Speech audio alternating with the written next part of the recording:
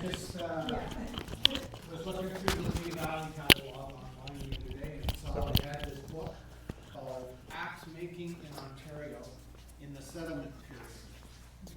I thought, well, I used to do some blacksmithing, pretty interesting topic, so I looked through it. Very well researched, a really good, it's a really good reference work of all of the identified axe makers from 1780 to 1900 in Ontario. And there were actually factories in St. Catharines, Chippewa, trying to think the other place, where they were producing them in industrial numbers. I think the one order was for 163 dozen. So it was no blacksmith working by hand. This was using some either steam power or water power. Really interesting book. I'll leave it here if anyone wants to take a look at it, but it's $45 at Lee Valley.